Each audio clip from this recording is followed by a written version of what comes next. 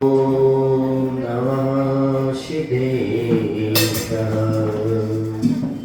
ॐ नमः सिद्धेश्वर। तीन भुवन में सार वीतराग विज्ञानिता शिव स्वरूप शिवकार नमो त्रियोग समाधि के बोले हिंसा परमो धर्म की देवादेव श्री आदिनाथ भगवान की आचार्य गुरु श्री विद्यासागर जी महाराज की आचार्य समय सागर जी महाराज की सागर जी महाराज की जय। सच्ची श्रद्धा अपने आप में बहुत महत्वपूर्ण चीज होती है। जीवन में कुछ हो या ना हो, लेकिन सच्ची श्रद्धा अवश्य होना चाहिए। वही सच्ची श्रद्धा मोक्ष मार्ग में कार्यकारी होती है। उसी से हमारा जीवन निर्मल और पवित्र बनता है। इसलिए सच्चे देव शास्त्र पर श्रद्धा कही गई थी। सम्यक दर्शन या श्रद्धा को निर्दोष बनाने का तरीका। हम अपनी श्रद्धा को, सम्यक दर्शन को निर्दोष कैसे बना सकते हैं?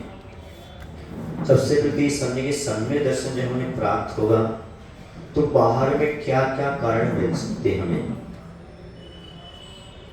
जिनसे सम्यक दर्शन की प्राप्ति हो सकती है।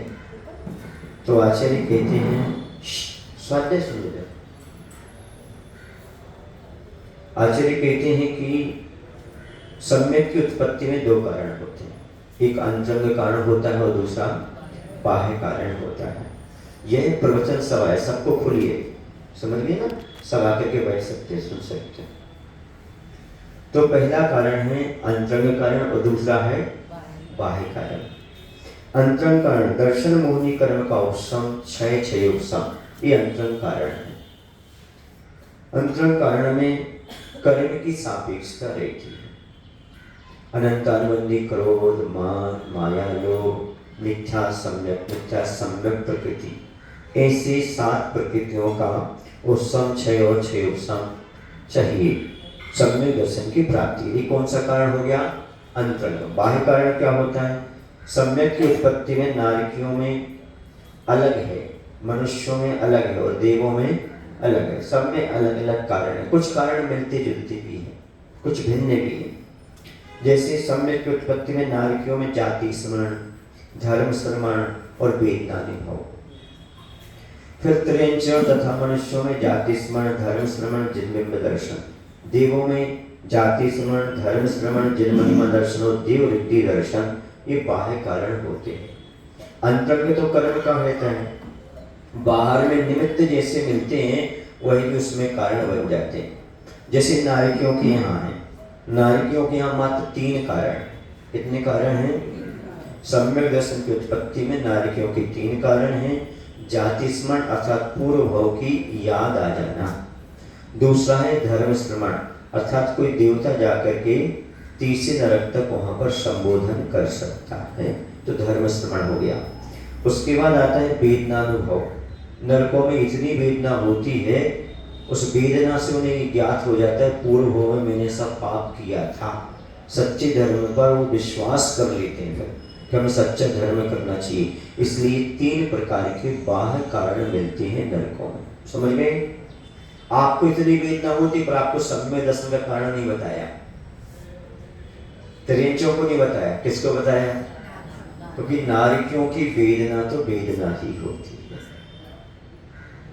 वहां पर 1000 वृक्षों को काटने जैसा तो जमीन का स्पर्श है। वहां पर एक क्षण के लिए भी क्या नहीं है? शांति नहीं मिलती। एक क्षण के लिए भी शांति नहीं मिलती। ऐसा वहां पर, समझ गए? 24 घंटे बिल्कुल मारकाट चलती रहती है। वहां हाथ कर काट देना, कड़ाई में पटक देना, आदि आदि बहुत सारे दुख होते हैं। इसलिए वहां वेदना से उन्हें सम्यक दर्शन की प्राप्ति हो सके। हो कोई नियम, लेकिन निमित्त बन सकता है। वेदनानुभव ही सच्ची श्रद्धा में निमित्त बन सकता है। और धर्म श्रवण तीसरे नरक तक बनेगा, क्योंकि तीसरे नरक से नीचे देवताओं का आना जाना नहीं होता। तीसरे नरक तक ही कौन जाते हैं? देवता बन जाते, तो वहां पर संबोधन कर सकते हैं। जैसे मिलता है सीता जी का जीव गया था, आदि आदि ऐसा मिलता है, उन जीवों को संबोधन किया था। इसके बाद फिर आता है तुम्हारा त्रिंचर मनुष्यों में जाति स्मरण, किसी को पूर्व भाव की याद आ जाए,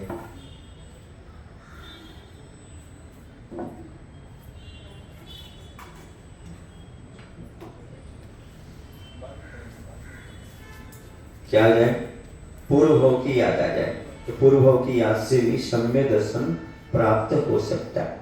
इसके बाद आता है धर्म श्रवण, गुरुओं का उपदेश सुनने पर, और इसके बाद जिनबिंब दर्शन, जिनेंद्र भगवान की प्रतिमा के दर्शन करने से भी सम्यक दर्शन की प्राप्ति हो सकती है, होती है।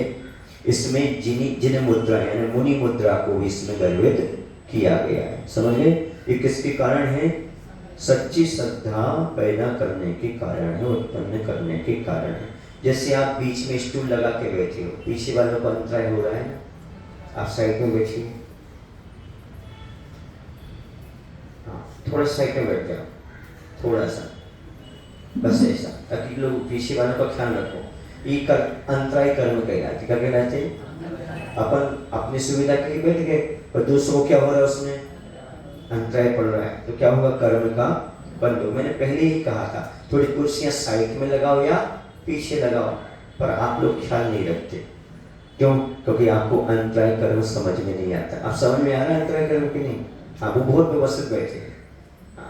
क्यों? क्योंकि वो उनके पीछे कोई आने वाला ही नहीं है ना।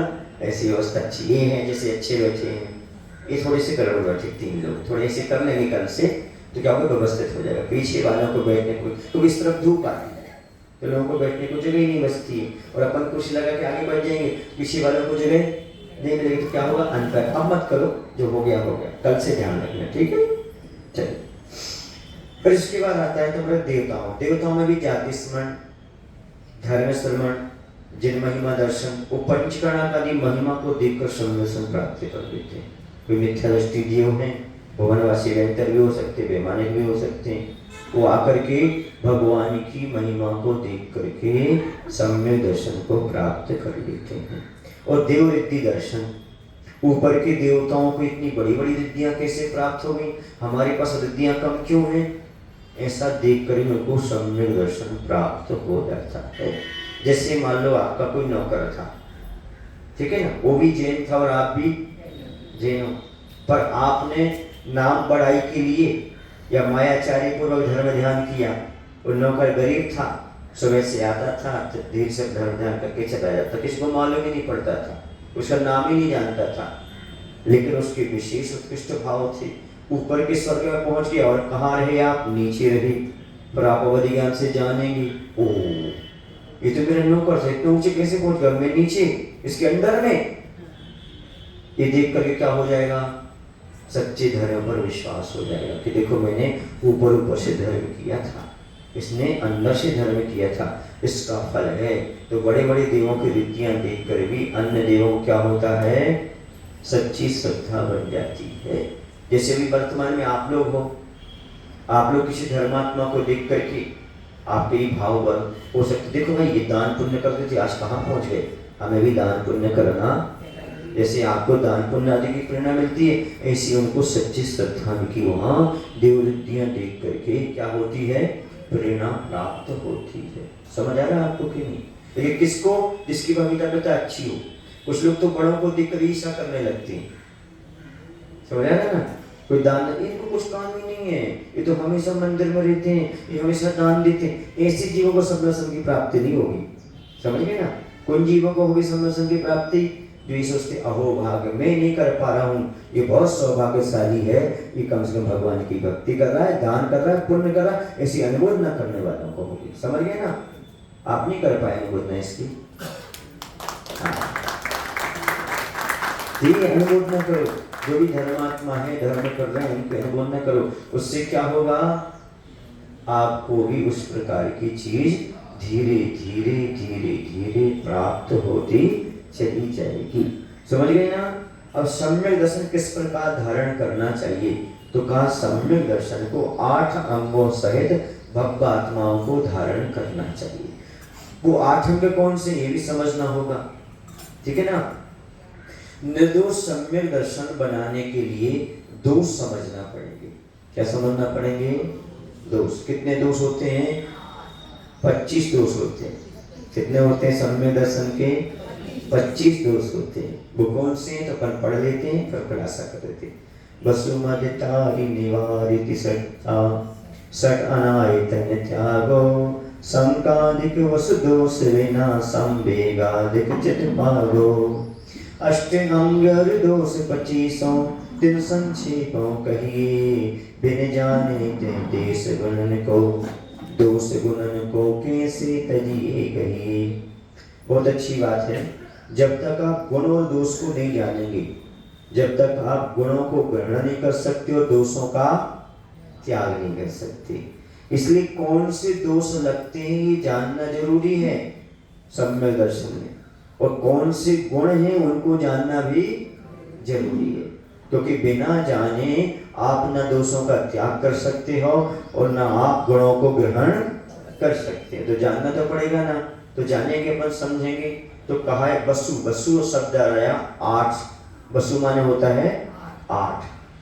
8 मद, मदों से, मदों को टारी माने छोड़ करके, त्रिसठता, सठता माने तो मूर्खता, 3 मूर्खताओं को निवारी हटा करके 6 अनायतनों को त्यागो त्यागना चाहिए, ठीक है ना। और संकालिक, संकालिक वसु 8 दोषों को बिना माने छोड़ करके संवेग आदिक, संवेग अनुकंपा आस्तिक और प्रशम में चित्त माने मन को पागो लगाना चाहिए। समझ गए ना। अब अष्टांगों का और 25 दोषों का संक्षिप्त में कहे जाते हैं, क्योंकि बिन जाने ते दोष गुणन को कैसे छोड़ा जा सकता है और गुणन को, गुणों को कैसे गहिए माने ग्रहण किया जा सकता है। 25 दोष समझ में आ गए। कौन कौन से 25 दोष हैं? सबसे पहला है 8 मद। क्या है? 8 मद। उसके बाद में करना है जो कुछ करना है। 3 मूर्ताएं। क्या है? 3 मूर्ताएं, समझ गए ना। फिर उसके बाद 6 अनायतन। कितने अनायतन? और संकादी 8 दोष, ठीक है ना। कितने हो गए? 25। ये 25 सम्यक दर्शन के दोष होते हैं। अब यह समझना है कि ये मद क्या होता है, अहंकार क्या होता है। तो निर्दोष सम्यक दर्शन को बनाने के लिए क्या करना? 8 मदों को, 3 मूर्ताओं को, 6 अनायतन को और संकादी 8 इन 25 दोषों को दूर करना चाहिए। इनको दूर करने के बाद संवेग आदि गुणों में मन लगाना चाहिए। अब देखिए, सबसे पहले आते हैं आपके मद। मद माने होता है गर्व, अहंकार, समझ गए। अपने आप में बड़प्पन का अनुभव करते हुए दूसरों को तुच्छ समझने का नाम है मद। अपने आप को कैसा समझना? बड़ा, बड़प्पन का महसूस हो। दूसरे को क्या समझना? तुच्छ। अपने को बड़ा समझना ठीक है, पर दूसरे को तुच्छ समझना तो गलत है। बस इसी का नाम मद है, और यह सम्यक दर्शन में दोष पैदा करने वाला है, और ये प्राय करके लोगों के अंदर विद्यमान रहता है। बहुत मुश्किल है इसका निकल पाना। किसका? मद का छूट पाना, अहंकार का छूट पाना बहुत कठिन काम है। जिसने से मद को छोड़ दिया, अहंकार को छोड़ दिया, वही सच्ची श्रद्धा रख सकता है, वही सम्यक दर्शन को प्राप्त कर सकता है। तो मद के 8 भेद हो जाते। कितने भेद होते हैं? 8 भेद हो जाते हैं। कौन से? कुल का मद, जाति का मद, रूप का मद, ज्ञान का मद, धन का मद, बल का मद, तप का मद और प्रभुता का मद। कितने हो जाते हैं? 8। महाराज जी, मद तो मद है, 8 प्रकार का कैसे? एक प्रकार का कह देते। अब अहंकार तो अहंकार है। जैसे नशा होता है, नशा नशा होता है, पर कई प्रकार का नशा होता है, समझ गए। बीड़ी सिगरेट का अलग होता है, शराब का अलग होता है, पैसे कमाने का होता कि नहीं होता है। सब प्रकार के नशा अलग अलग होते हैं। इसी प्रकार से जैसे निमित्त को लेकर के नशा के भेद हो जाते हैं, समझ गए।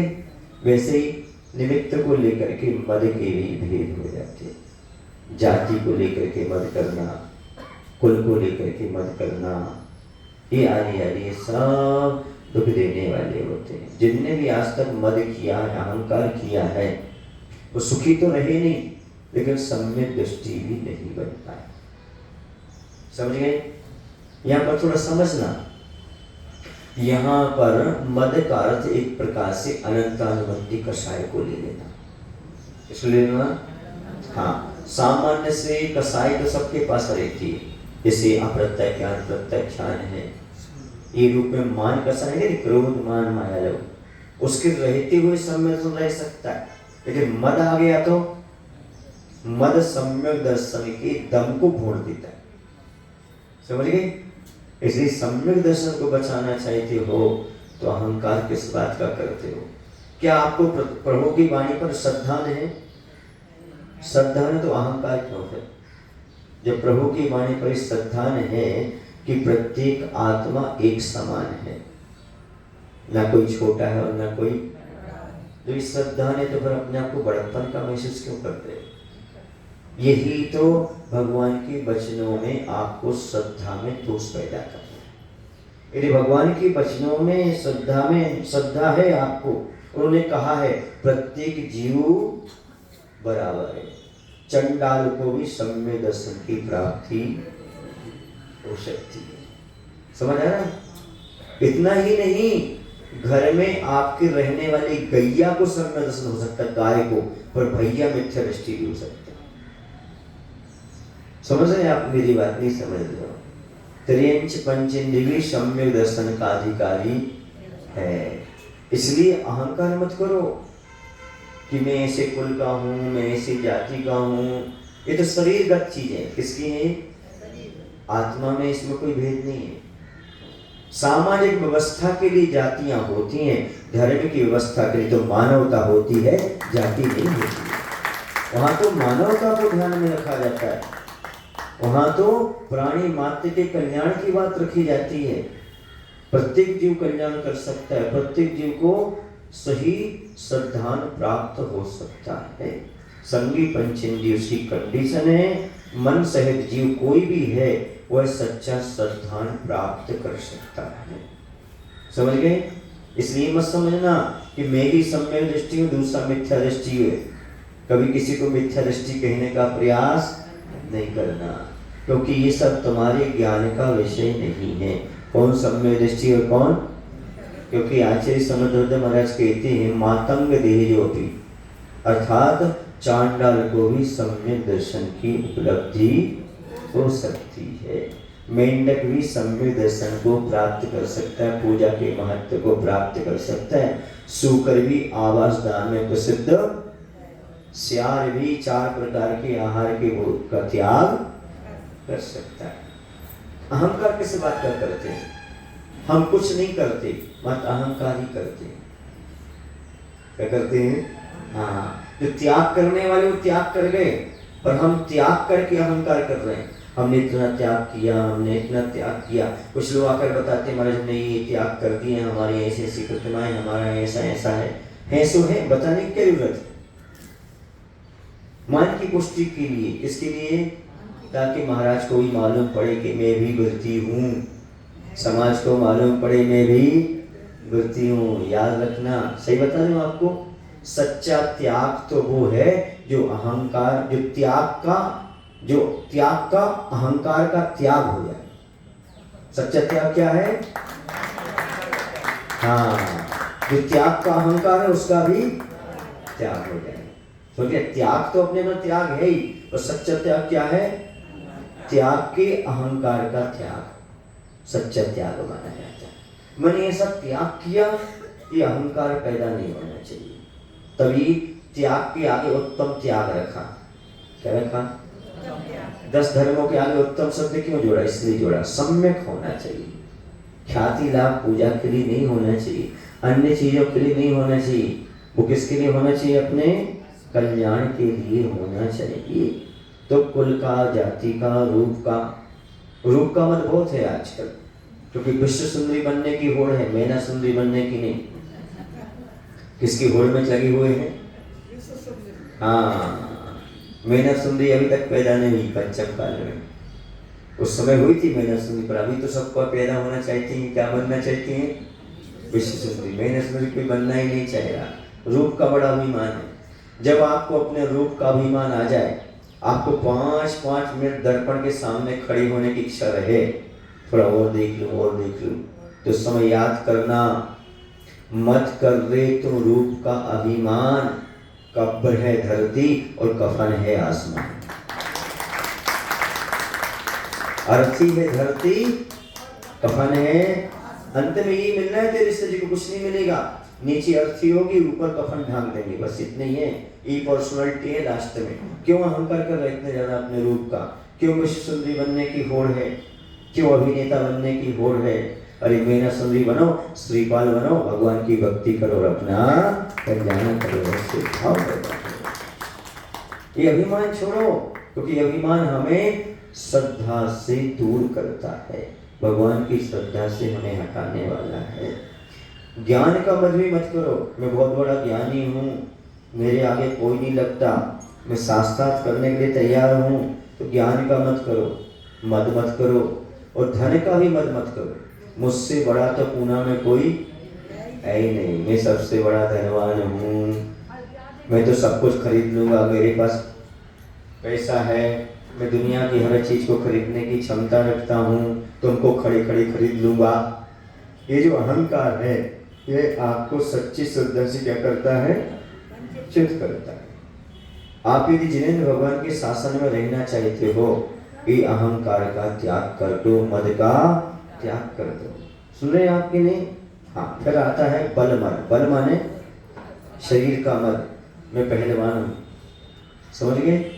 बहुत सारे पहलवान देखे, सुनने में ही आया जो पहलवान हुए अंत में अपने हाथ से ही मक्खी नहीं हिला पाए। क्या नहीं कर पाए? हाँ, क्योंकि उनका शरीर इतना मस्त हो गया था कि पड़े पड़े वो स्वयं भी नहीं हिला पाते थे। कहाँ गई वो ताकत तुम्हारी? सब रावण का अहंकार बचा क्या? बोलो भाई, किसी का नहीं। पर तुम किस खेत की मूली हो? तुम तो मामूली हो। कैसे हो? तो मूली मत बोलो, मूली तो भक्ष होती। तुम क्या हो? मामूली हो तुम तो भैया, समझ आ रहा? इसलिए अहंकार मत करो, बल का भी, तप का भी मत करो। मैं इतने उपवास कर लेता हूँ, मैं 10-10 उपवास करता हूँ महाराज जी, हर पर्यूषण पर में मेरी अच्छी साधना है, मैं अच्छा कर लेता हूँ,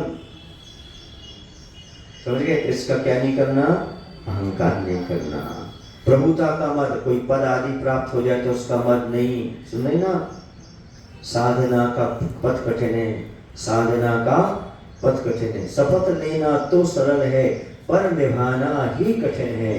तप तपस्या के सहारे इंद्र का वैभव पाना सरल है, पर इंद्र का पद पाकर मद भुलाना ही कठिन है। साधना का पथ कठिन है, साधना का तप तपस्या के सहारे इंद्र बनना तो सरल, पर इंद्र का वैभव पाकर, पद पाकर मद भुलाना, बस ये कहना चाहता हूँ, ये सब पुण्य को वैसे प्राप्त हो जाएंगे, पर इसका मद नहीं होना चाहिए, अहंकार नहीं होना चाहिए, क्योंकि मद भुलाना बहुत कठिन। जिसने मद भुला दिया, समझ लेना उसने सम्यक दर्शन प्राप्त कर दिया। ये हमें संसार में रुलाने वाला है कौन? मद है, अहंकार है। समझ रहे ना आप लोग की नहीं? हाँ, आदमी के व्यवहार से, आदमी के शब्दों से, आदमी के चाल चलन से व्यवहार भी मालूम पड़ता है और संस्कार भी मालूम पड़ता है और साथ में अहंकार भी मालूम पड़ता है। जैसे आप शब्द बोलते हो, व्यवहार करते हो, तो उससे मालूम पड़ जाता है आपके संस्कार कैसे हैं, आपका व्यवहार कैसा है और आपके पास अहंकार कितना है। ये सारी चीजें आपके शब्दों में भरी हुई हैं, शब्दों से मालूम पड़ जाता है। एक मालूम पड़ जाता है, ये कौन से शब्द हैं? अहंकार। वो घबरा गए कि हमसे तो नहीं बोल रहे हैं। तो शब्दों में अपने आप में मालूम पड़ जाता है सामने वाले के प्रति आपका व्यवहार कैसा है। व्यवहार से भी आपकी विनम्रता और आपका अहंकार झलकता है, आपका संस्कार झलकता है। जो सच्चा देव सतगुरु भक्त होता है वो हमेशा शब्दों की संभाल रखता है। जब भी किसी से बात करेगा तो बड़े प्रेम के साथ, बड़े अच्छे के साथ करेगा।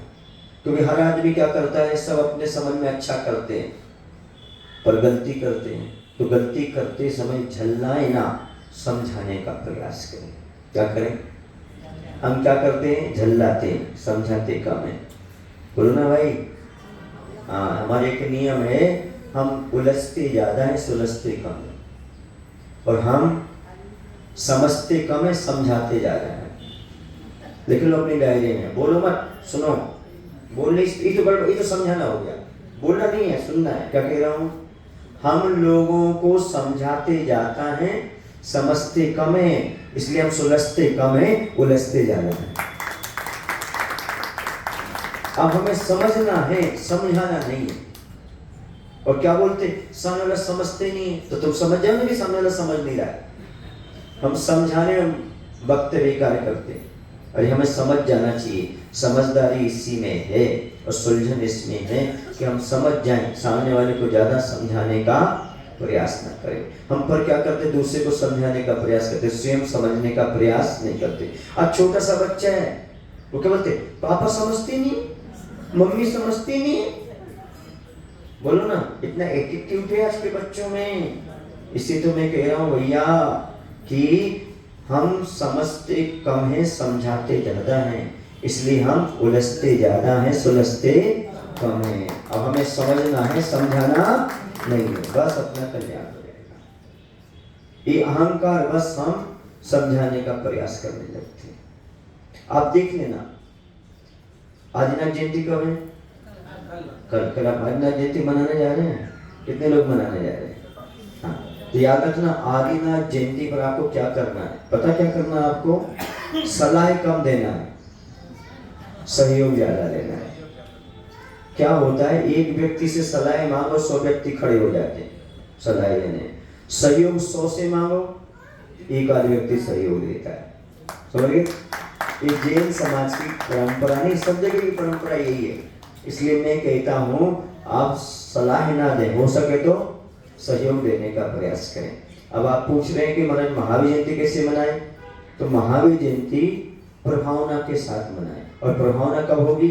जब आप सबके बीच में जुलूस के साथ पहुंचेंगी, जयकारे लगाते हुए, और श्री जी को पालकी में विराजमान करके और सभी समाज के एकत्रित होकर के, सब चीजें भूल करके जब एक ध्वजा के नीचे आएंगे तो आदिनाथ जयंती अच्छी तरह से मना पाएंगे।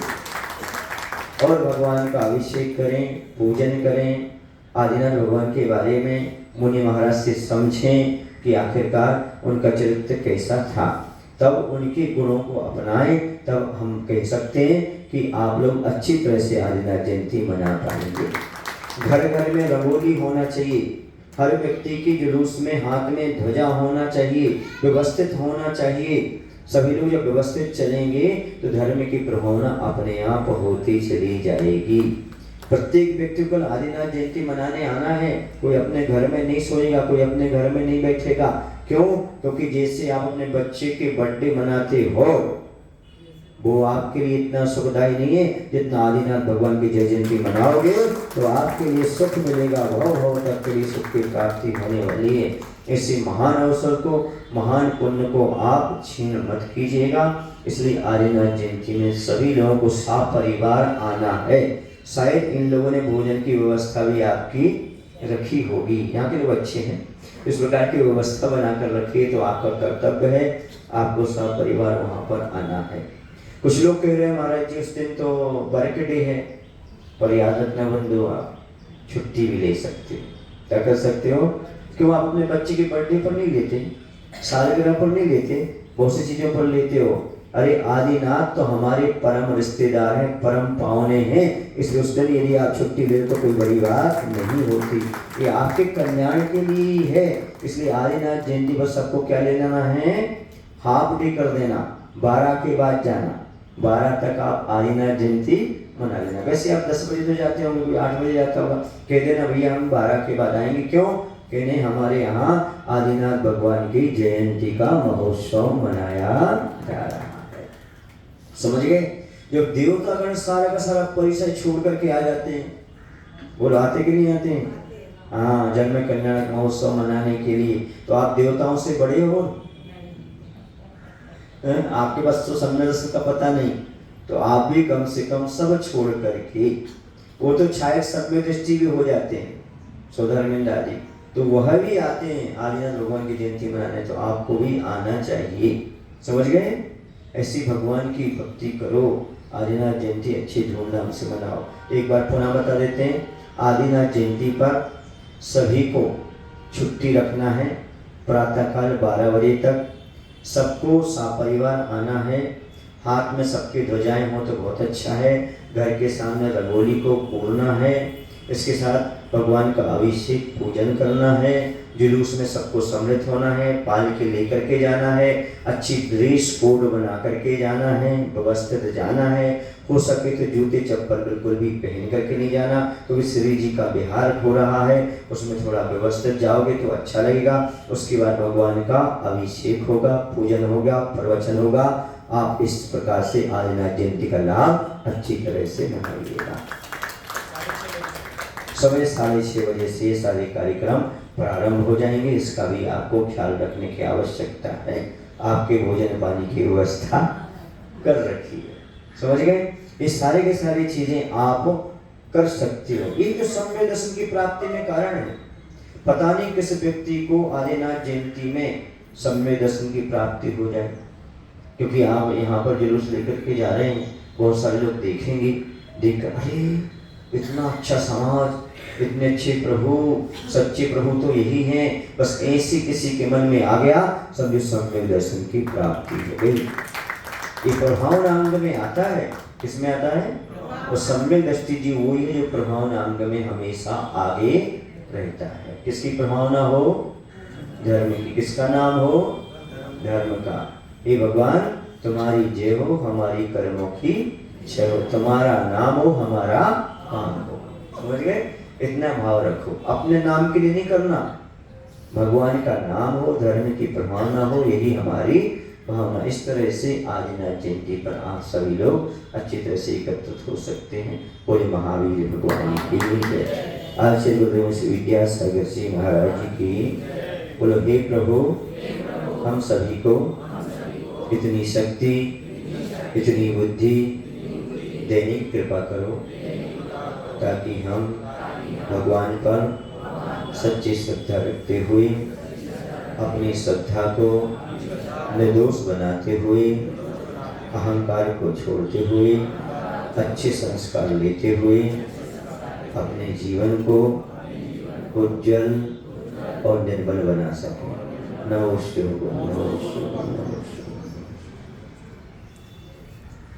ज्ञानी के ज्ञान से सूझे लोकान